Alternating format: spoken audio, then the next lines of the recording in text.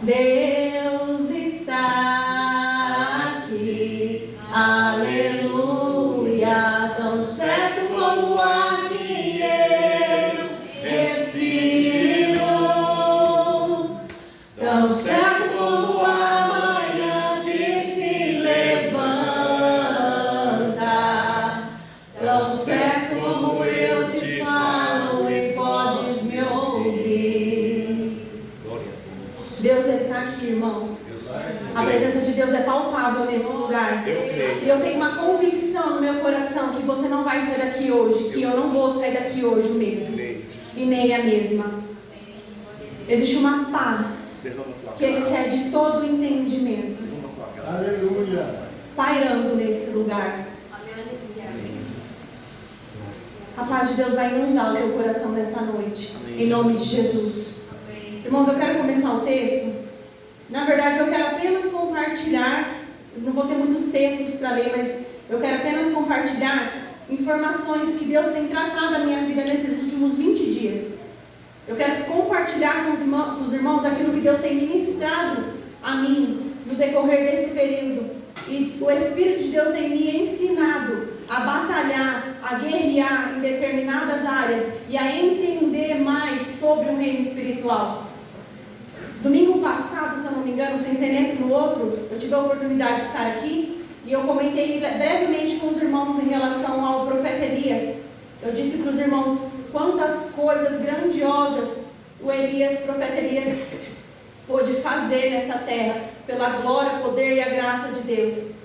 E Elias, diante de tantos feitos de Elias, ele também teve medo, ele também fugiu, ele também teve vontade de morrer, porque depois dele ter desafiado 950 profetas de Baal e de Azerá, de ter mandado matá-los, Jezabel, não contente,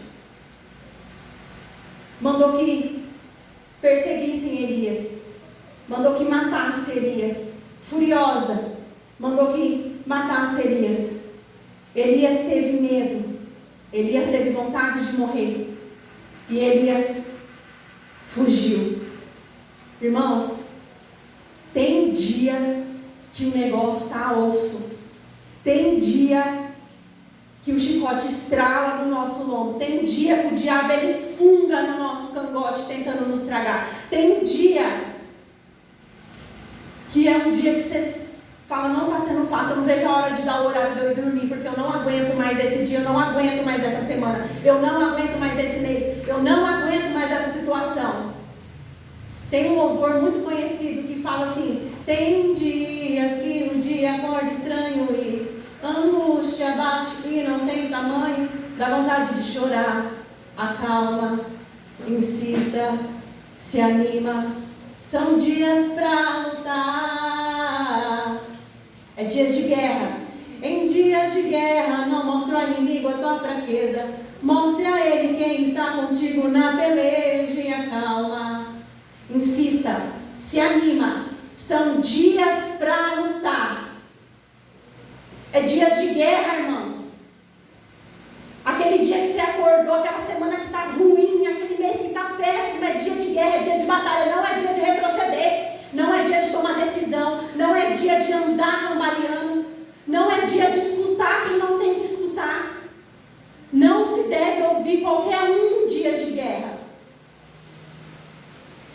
Verdadeiramente. Não é dias de tomar decisão. Eu compartilhei com o pastor Adelino. Eu estava passando por uma situação que, inclusive, todo o foco dessas ministrações minhas durante esse período tem sido devido a essas situações. Para você ver como que Deus ele extrai de nós o verdadeiro óleo. E é como? É na prensa. É na prensa. Eu que o digo. Não é?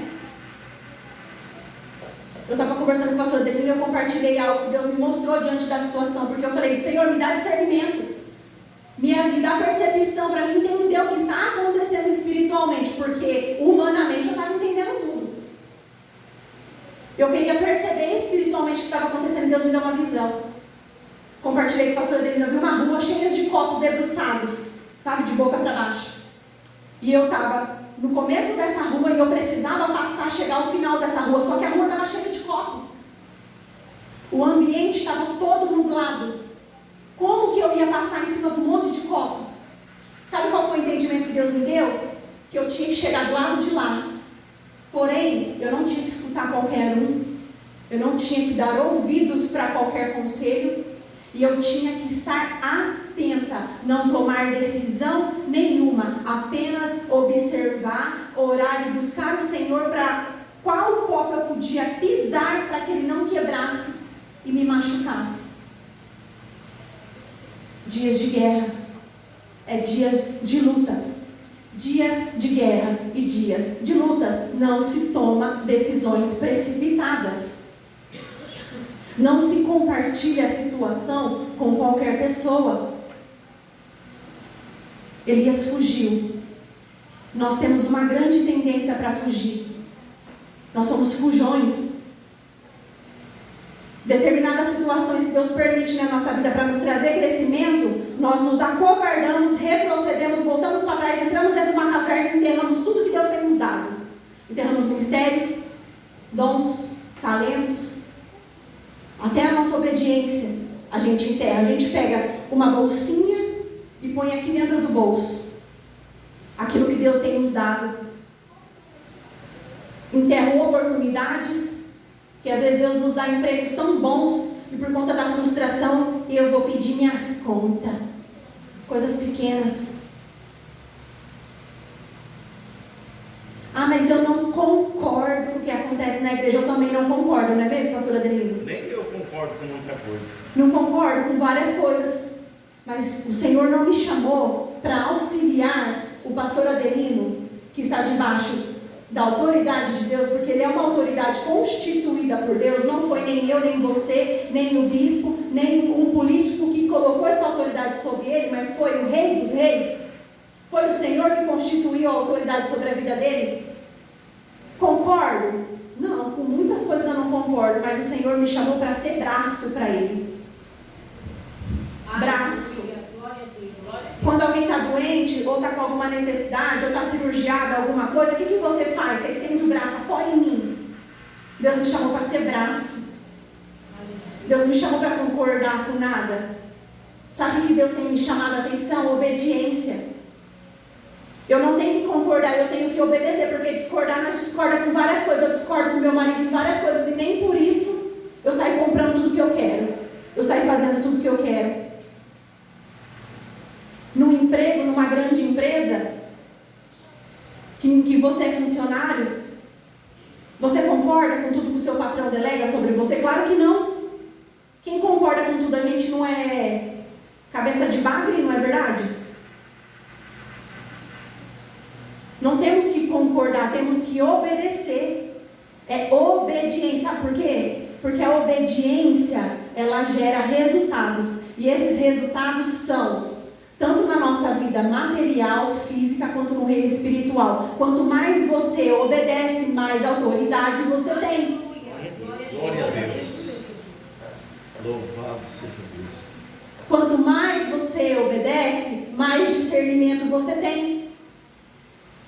Mais confiança você tem. Sabe por quê? Você, vamos supor que o pastor Adelino é o CEO de uma grande empresa. Se você delega algo para um funcionário e esse funcionário ele não obedece, você dará para ele mais cargos de confiança? É óbvio que não. Se você tem uma empresa, você daria cargos de confiança para quem não te obedece? É óbvio que não. Dentro da igreja, sabe quem é o nosso patrão? É Cristo.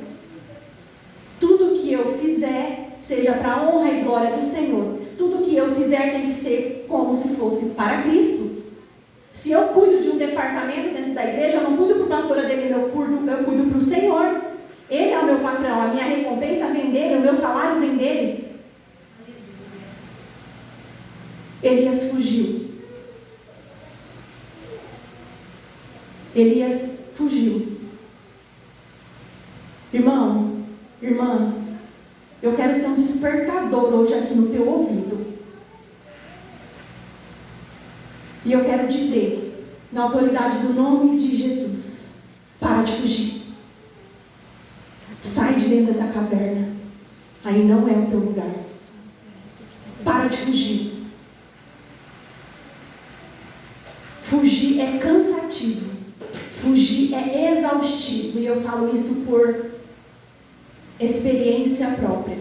Há 5 anos atrás eu passei por grandes frustrações, onde Deus permitiu que todas as minhas estruturas fossem abaladas. Todas. Todo o meu apoio físico, todo o meu apoio espiritual em pessoas que cuidavam de mim, todo o meu apoio dentro da igreja, dentro da minha casa, todo o meu apoio, tudo, dinheiro, todo o meu apoio desmoronou igual um prédio demolido. Todo o meu apoio. Deus me deu uma visão naquela época. Eu me vi exatamente como um prédio totalmente demolido, e a fumaça. E eu olhava no meio daquela fumaça, eu não sabia para onde ir, porque eu não sabia o que fazer. Toda a minha rede de apoio foi desmoronada. Sabe o que eu fiz? Durante 1 mês, mais ou menos, eu tentei enfrentar. Só que a intensidade de tudo que já tinha acontecido começou a intensificar, começou a ficar ainda pior. Sabe o que eu fiz? Porque eu não aguentei o baque. Eu fui covarde. Eu, Carol, fui covarde. Eu fugi. Literalmente, eu me tranquei dentro de uma caverna, me isolei de tudo que vocês imaginarem. Me isolei da minha própria casa, me isolei do meu marido, da minha filha, me isolei, literalmente. Me isolei da igreja, me isolei de tudo.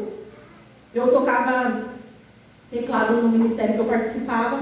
Eu peguei o meu teclado, pastora testemunha, eu enrolei ele todinho, porque eu tinha pagado caro nele. Falei, vou vender, porque nunca mais eu ponho a mão no teclado na minha vida. E eu falei isso com tanta raiva, com tanta convicção de mim mesma, com tanta certeza de mim mesma. Nunca mais eu ponho a minha mão no teclado, microfone nunca mais, altar nunca mais. Deus, se o Senhor quer alguma coisa comigo, desfaz agora, porque eu não quero.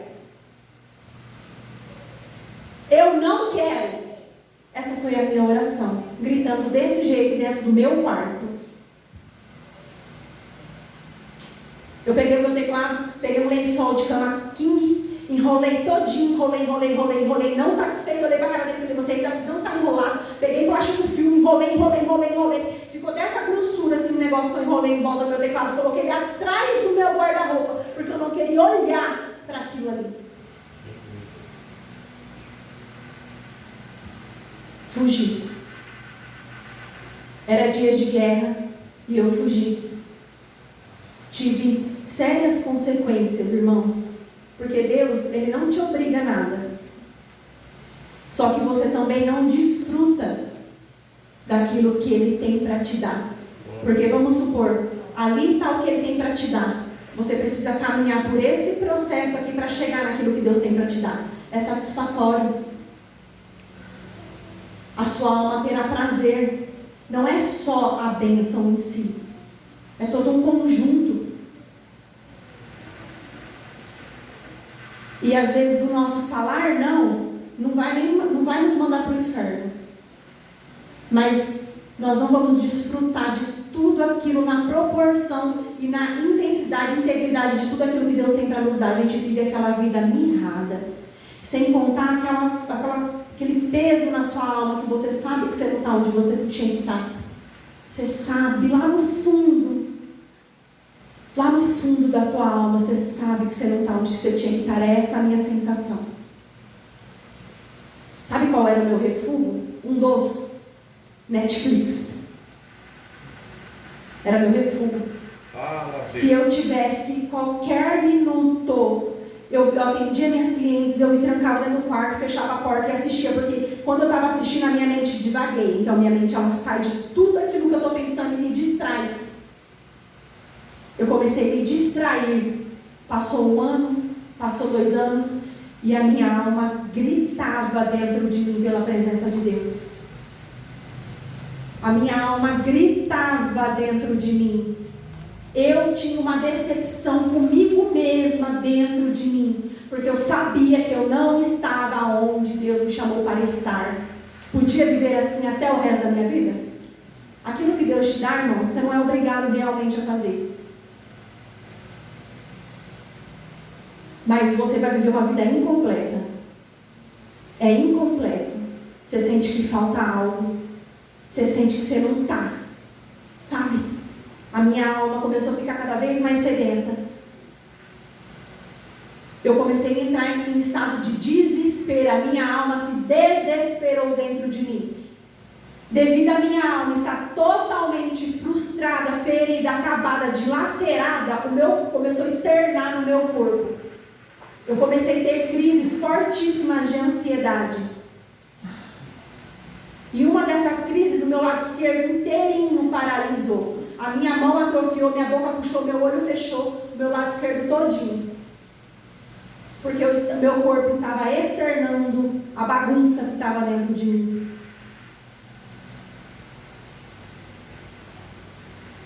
Sai de dentro dessa caverna, que aí não é o teu lugar. Não é o teu lugar.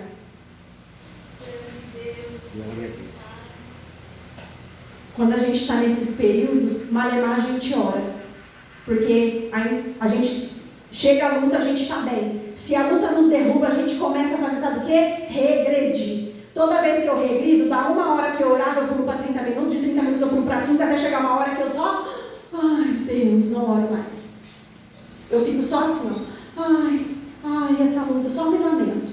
Só lamúria, só ais. Ai, Deus. Mas aquele cantinho lá no lugar do seu quarto onde que você ora, tá cheio de poeira, porque nem lá mais você vai. Aquela toalhinha do choro, eu estou falando que eu fazia isso, eu tenho várias toalhinhas do choro, várias fraldas. Você lava, olha para elas no varal e fala, não quero mais você. Dobra tudo e enfia lá no último da gaveta. Não quero mais chorar na presença de Deus, abandona tudo. Meu Deus. A oração não tem mais convicção, não tem mais confiança, não tem mais aquele me achegar ao trono da graça confiantemente. Não tem mais isso. Só tem lamento. Elias lamentou. 1 Reis 19, 10. Elias fala para o Senhor: Senhor, Deus Todo-Poderoso, eu sei que tenho servido a Ti, somente a Ti, mas o povo de Israel quebrou sua aliança contigo, derrubou teus altares, matou todos os teus profetas. Eu sou o único que sobrou. É queixa, é lamúria, é justificativa. Sempre que a gente foge, se esconde, a gente se enche de nós mesmos, porque o nosso ego faz o quê? Transborda na alma. E a alma berra, ela não grita, ela berra. Lamúria, justificativa. Eu parei de servir na igreja por causa disso, porque aquilo, porque isso, aquilo, outro. Eu parei de fazer tal coisa. Eu desisti do meu projeto por causa disso. Coisas irrelevantes. Irmãos, uma coisa que eu tenho visto e Deus tem me revelado: nós estamos num ministério sério. Nós temos um pastor sério, com milhões de defeitos, igual Elias, um monte. Deus tem me permitido conviver bastante com o pastor Adelini, e defeito é o que eu enxergo a rodo, não é? Ele enxerga a rodo defeitos em mim, porque defeito a gente enxerga na convivência. É o que mais tem, é defeito. Do mesmo jeito que eu discordo com meu marido discorda comigo em determinadas situações, eu discordo com meu pastor, ele discorda comigo. É natural. O que é falsidade é eu concordar na frente dele e nas costas eu discordar. Isso é falsidade. Mas dialogar com, pastor, mas isso também não me dá o direito dele ter a obrigação dele ter que me ouvir e me obedecer.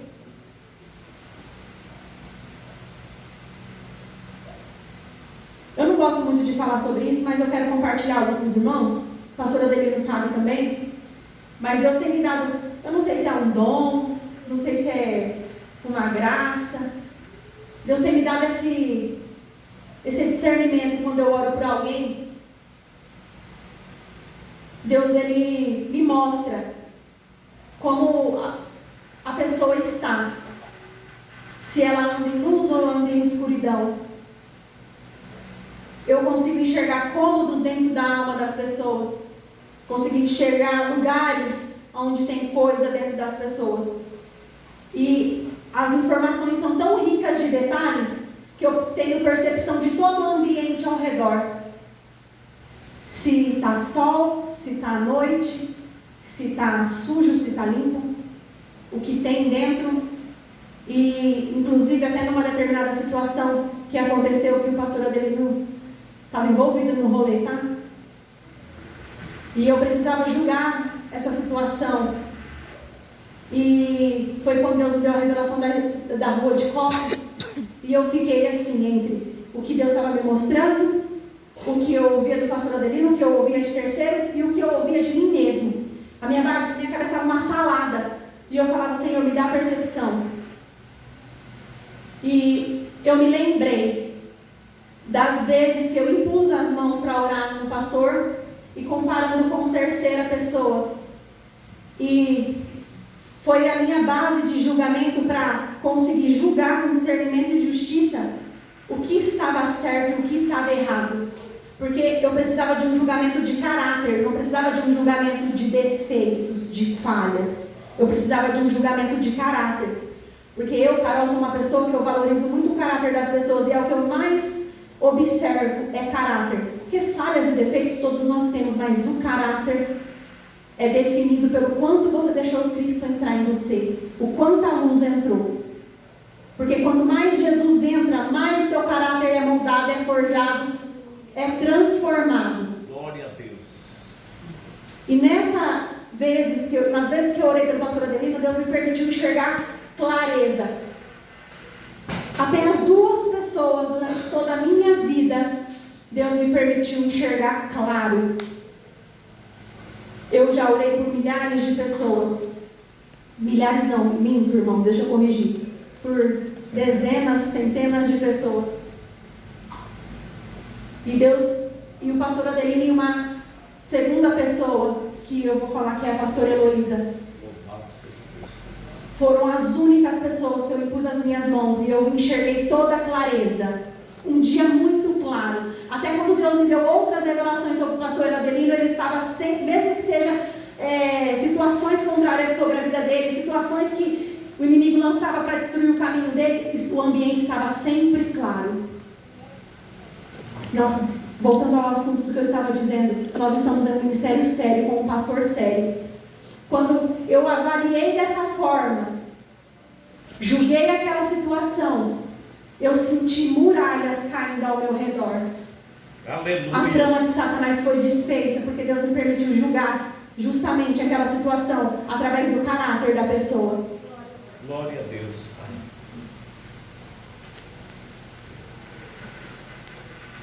Escuta uma coisa. Não é dia de se esconder. Não é dia de morrer. Não é dia de fugir. Eu sou o seu despertador aqui hoje, amém? Amém. Não é dia de fugir. Sai dessa caverna. Sai, em nome de Jesus. Aí não é o teu lugar. Você sabe disso. Eu não sei qual é o teu chamado, qual é o teu ministério. Eu só sei que você está dentro de uma caverna e não é o teu lugar. Em nome de Jesus.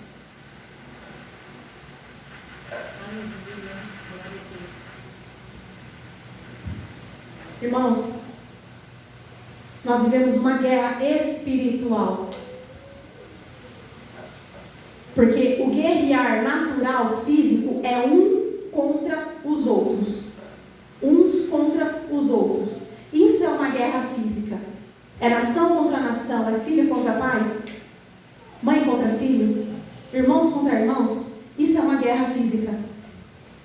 A guerra espiritual, ela é travada nas regiões celestiais. Satanás é o comandante. E é real. O mundo espiritual e o mundo físico, ele é paralelo. Ele é real. E se eu e você não acreditarmos que é real, estamos negando a nossa fé. Sabe por quê? Porque se Jesus Cristo, Ele morreu, ressuscitou e vai voltar para buscar uma igreja arrebatada nos ares em corpo glorioso, olha que loucura. Se não somos capazes de acreditar que o reino espiritual ele é real, estamos negando a nossa fé, estamos negando que Jesus Cristo ressuscitou, estamos negando que Jesus Cristo vai voltar, que Ele vai arrebatar uma igreja nos ares, estamos negando que nós teremos um corpo glorificado. É a mesma coisa que negar isso tudo. O reino espiritual ele é real, você queira ou não, eu querendo ou não, é real. E se eu não acredito no diabo e nos seus demônios, porque tem crente que tem medo do diabo. Tem crente que tem medo de falar. Ai, não fala, irmão. Só escuta coisa, Deus me abençoe. Só escuta a pregação de Deus me abençoe, Deus vai te dar vitória. Não escuta o restante do contexto que vem por trás para Deus dar a vitória. Eu tenho medo do diabo. Às vezes o filho acorda de madrugada tendo um pesadelo. Estou com medo, mãe. Você fica com mais medo ainda, ao invés de ir lá no quarto do teu filho e repreender aquele demônio.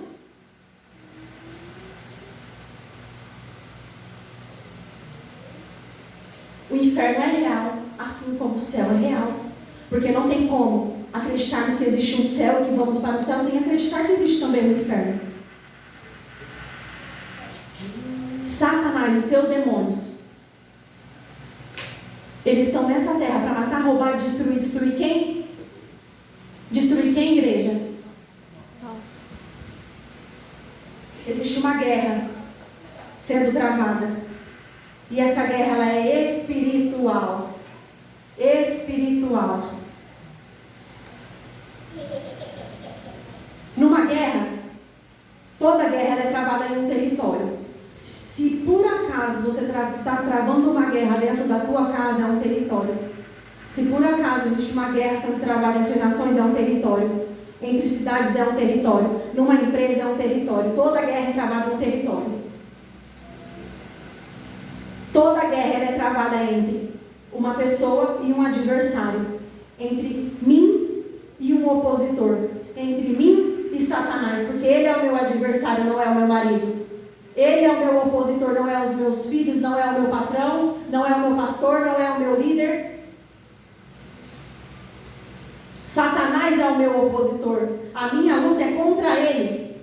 E um dos campos de batalha que existe, e ouso dizer que é um dos mais perigosos, é a nossa mente.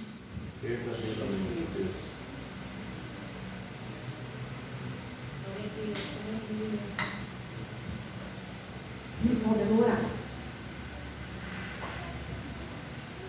Ouso dizer que um dos territórios mais frutíferos para Satanás conseguir nos derrubar é na nossa mente. Ouso também dizer que a nossa mente também é um território muito perigoso. Tudo começa na nossa mente. Tudo começa na nossa mente. Eu observo algo, eu vou pensar em relação àquilo. Aí é onde entra as discordâncias, é onde entra todo o pensamento. Todo o pensamento. Sabe por quê? Porque a minha mente é um campo de batalha, Satanás é o meu opositor e ele vai me atacar. Sabe como? Com pensamentos. Sabe um dos pensamentos que Satanás usa periodicamente, usa constantemente na nossa mente? A preocupação. Preocupação. Preocupação é um dos ataques de Satanás à nossa mente.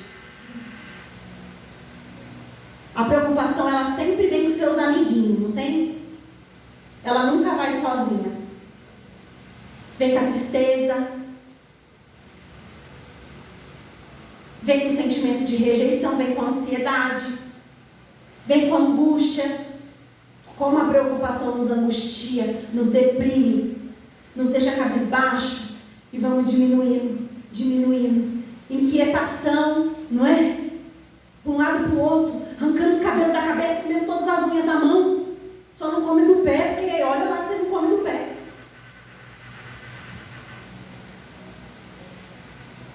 Preocupação, irmãos, entenda nessa noite, é um ataque de Satanás contra a minha mente, contra a tua mente, para nos minar, para nos abalar, para nos desestruturar. Porque se o diabo ele consegue nos desestruturar na nossa mente, é fácil entrar pelo resto. Daí ele age nas nossas emoções.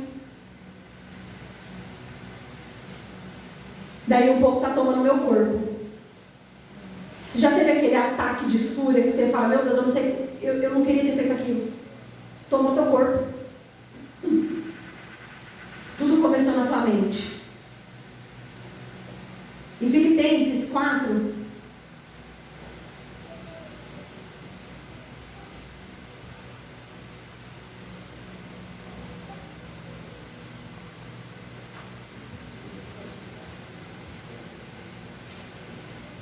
Filipenses capítulo 4, verso 6. Por enquanto vou ler a parte A, que fala assim: não se preocupe com nada. Não se preocupe com nada. A preocupação, ela é um repetir de pensamentos.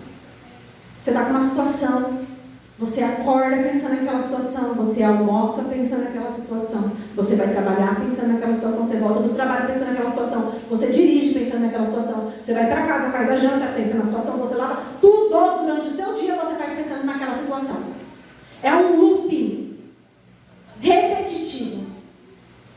Aquilo não sai da sua cabeça.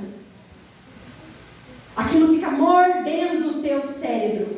É o que a preocupação faz. Eu li em um livro, a Joyce Meyer, falando sobre preocupação, ela compara a preocupação com um cachorro brigando, segurando pelo pescoço. É isso que a preocupação faz conosco. Assim como o cachorro morde o pescoço do outro e faz assim, ó, não tem? O cachorro faz assim, ó. Assim é a preocupação. A preocupação, ela agarra a nossa garganta, nos sufoca, nos chacoalha, nos dilacera emocionalmente, porque a gente fica emocionalmente como? Abatidos, cansados, exaustos. Ouso dizer que até no corpo sentimos o peso da preocupação. Os ombros doem, os músculos enrijecem, dá dor de cabeça, dor de estômago, úlceras, gastrite. Eu ia falar outra palavra, ainda bem que você falou isso. Glória a Deus. Descontrole intestinal. Olha que bonito, meu pastor me ensina demais. Ele corrige todo o meu vocabulário, irmãos. Você está achando que eu estou falando bonito? O pastor Adriano que me corrigiu. Glória a Deus. 5 minutos. Lamentações vai dizer assim, ó. Lamentações, capítulo 3, versículo 19, fala assim, ó: lembro da minha tristeza e solidão, das amarguras e dos sofrimentos. Penso sempre nisso e fico abatido. Eu lembro e penso. Eu lembro e penso. Eu lembro e penso. Eu lembro da tristeza e da solidão. Eu lembro do problema. Eu lembro da amargura. Eu lembro da tristeza. Eu penso na tristeza, na amargura e no sofrimento. Logo eu fico abatido. É isso que a preocupação faz conosco, irmãos.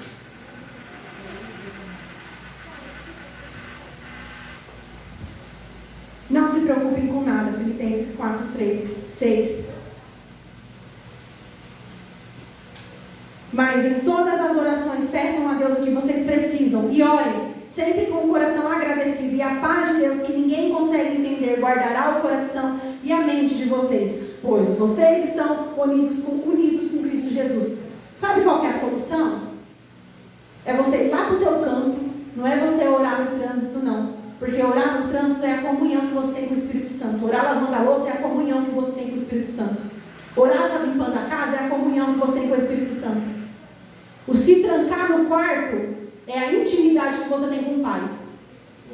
Você está com um problema? Não ora ali no trânsito, porque você não está se derramando orando no trânsito. Vai para dentro do teu quarto. Se está na empresa, se tranca no banheiro. Vai para dentro do quarto. se prostra. Irmãos, tem um poder tão grande, eu sinto essa unção tão grande no se prostrar diante de Deus. É uma reverência, é algo assim que para mim é tão poderoso. Eu oro em pé também, mas o orar prostrado. Ore, se prostre diante do Senhor. Derrame todas as suas orações e súplicas, seus pedidos desesperados. Conta todos os detalhes. Esmiuça, se for o caso, desenha. Eu desenho. Porque às vezes eu falo, eu sinto que eu não vomitei tudo. Eu pego um caderno e começo a desenhar. Se eu acho que o desenhador não está entendendo, eu começo a escrever. Faça tudo naquele período e só se levanta dali quando você sentir que a paz que excede todo o entendimento guarda o teu coração, tua mente e os teus sentimentos. Não é ir lá orar 5 minutos, aí você já orei tudo. Se orares, porém, sem o teu coração, ter a paz que o Senhor pode dar. Foi por Deus não sentir que tua alma se abriu, tudo deixando no altar. Quando tudo perante o Senhor estiver e todo o teu ser Ele controlar, só então há de ver que o Senhor tem poder. Quando tudo, absolutamente tudo deixares no altar. Deixa pecado no altar, irmão. Deixa pecado no altar, irmã. Devemos confessar nossos pecados. Confissão de pecado é todos os dias, porque cometemos pecados todos os dias. Confessa pecado. Porque sabe por quê? Porque tem pecado que traz doença ao nosso corpo. Tem situações que nos angustia a ponto e é pecado precisando ser confessado. Tem situações que acontecem porque é pecado precisando ser confessado. Aquele que confessa o pecado e o deixa, alcança a misericórdia. Glória a Deus. Aleluia. A paz que excede todo o entendimento guardará o teu coração. Glória a Deus. E a graça poderosa do Senhor. Em 2 Coríntios 12, 9, Paulo vai dizer: a minha graça é ela que te basta. Você não precisa de um carro novo, você não precisa de um sapato novo, você não precisa de um marido, você não precisa de uma esposa, você não precisa de um emprego para ganhar milhões. É de graça que nós precisamos. Graça. A pastora dele começou a dizer sobre a graça aqui no começo do culto, e ele trouxe, tem uma especificação mais teológica, mais profunda a respeito da graça, mas eu quero dizer sobre a operação manifesta de Deus na vida do crente.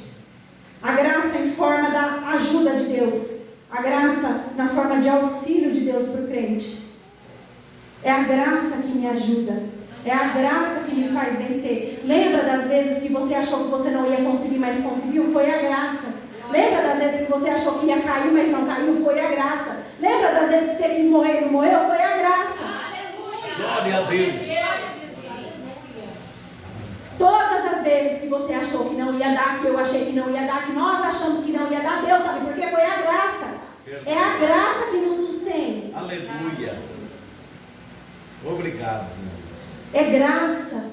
Sabe por que nós conseguimos as coisas? É graça. É favor de Deus. É o auxílio, é a ajuda de Deus nas nossas vidas. É só o Espírito de Deus que pode nos dar a paz que excede todo o entendimento. Essa paz, irmãos, ela vai guardar o teu coração, sua mente, suas emoções durante todo o processo daquilo que Deus quer te tratar. É paz.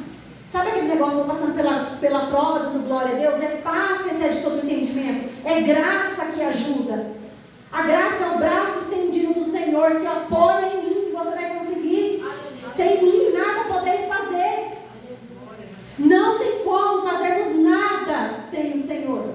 Porque mesmo quando a gente acha que a gente está fazendo alguma coisa sem o Senhor, é a ilusão da nossa mente nos burlando. É o nosso ego tentando nos massagear e é mentira. Sabe aquela habilidade que você tem para qualquer coisa? Tem habilidade para pintura, habilidade para música, não é teu, não é seu.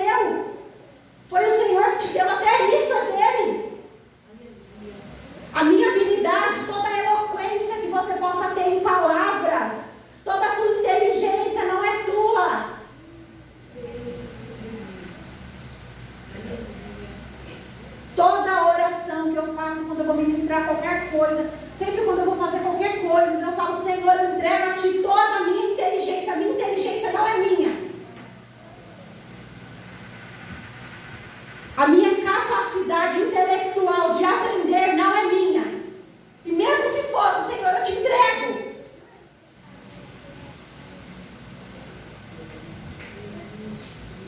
Toda a capacidade dada ao homem é do Senhor. Todo dom dado é do Senhor. Toda habilidade dada é do Senhor. Se é do Senhor, por que eu pus dentro da bolsinha? Porque eu não quero usar? Nós somos mordomos de Cristo. Irmãos, eu finalizo aqui. Que o amor de Deus, a graça e as consolações do Espírito Santo. Eu amo essa oração no final do culto. Eu sempre presto muita atenção nela, porque é o amor de Deus, a graça e as consolações do Espírito Santo. É isso que a gente precisa. O amor de Deus, a graça e as consolações do Espírito Santo. Se tivermos isso, irmãos, seremos indestrutíveis. Satanás não vai nos derrubar. Glória a Deus. Amém? Amém. Eu agradeço pela oportunidade. Em nome de Jesus. E com as palmas, glorificar o Senhor.